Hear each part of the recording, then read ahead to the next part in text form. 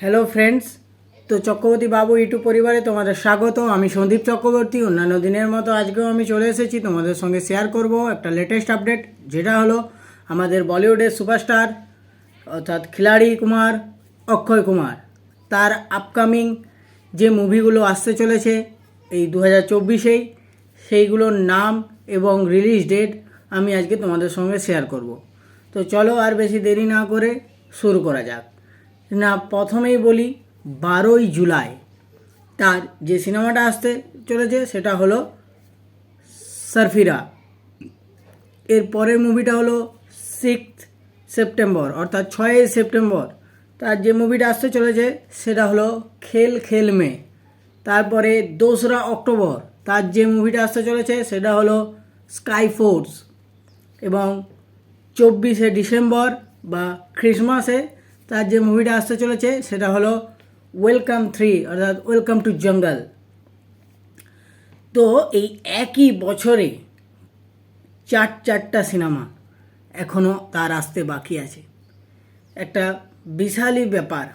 কিন্তু এটা যেমন একটা খুশির খবর বন্ধুরা, তেমনি এটার একটা নেগেটিভ দিকও আমার আছে বলে মনে হচ্ছে, যেটা আমার পার্সোনালি মনে হলো, তাই আমি তোমাদের সঙ্গে শেয়ার করলাম।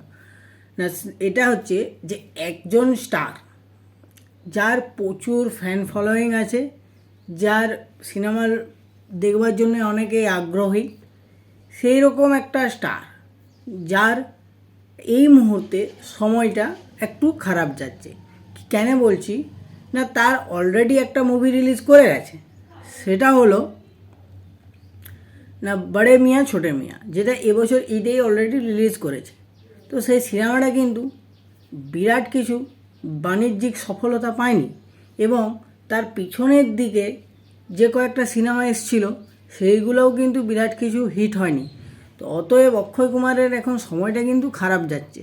তো এই সময়ে তার এই লাগাতার একের পর এক মুভি আসা, জানি না কতটা ভালো হবে বা কতটা ফলস্বরূপ হবে, কতটা আমাদের বলিউড ইন্ডাস্ট্রিকে বুস্ট করতে সাহায্য করবে বা তার কেরিয়ারকে বুস্ট করতে সাহায্য করবে সেটা জানি না। কিন্তু এই একই সুপারস্টারের এই এত সিনেমা একই বছরের মধ্যে আসা কিন্তু কোথাও যেন একটা ক্ষতি হবে বলে আমার মনে হয়।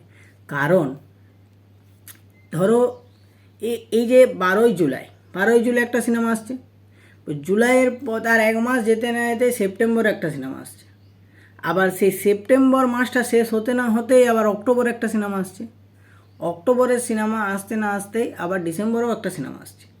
এরপর এই যে সিনেমা আসছে তার মানে তার কিছু দিন আগে থেকে তার টিজার আসবে, পোস্টার আসবে, গান আসবে, ট্রেলার আসবে, এরকম কন্টিনিউ আসবে। মানে প্রত্যেকটা মাসে, প্রত্যেকটা দিনে, প্রতি মুহূর্তে আমরা টিভিতে বলো, ইউটিউবে বলো, ফেসবুকে বলো, ইনস্টাগ্রামে বলো, যেখানেই যাও সোশ্যাল মিডিয়াতে, সব জায়গায় কিন্তু আমরা অক্ষয় কুমারকে দেখতে পেতে চলেছি।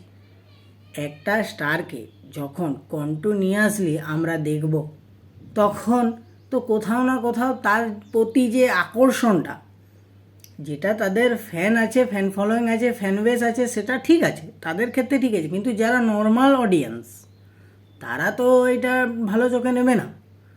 তো এই জিনিসটা কিন্তু কোথাও গিয়ে অক্ষয় কুমারের একটা ক্ষতি করলেও করতে পারে। আমি কিন্তু কোনো নেগেটিভিটি বলতে চাইছি না, আমি আমার যা পার্সপেক্টেশন বা আমার যেটা মনে হলো আমি সেটাই শেয়ার করলাম। তো এটাই ছিল আমার লেটেস্ট আপডেট। আমার ভিডিওটা যদি তোমাদের ভালো লেগে থাকে তাহলে একটা লাইক করো, কমেন্ট করো, শেয়ার করো এবং অতি অবশ্যই আমার চ্যানেলটা সাবস্ক্রাইব করে বন্ধুরা ভালো থাকো, সুস্থ থাকো।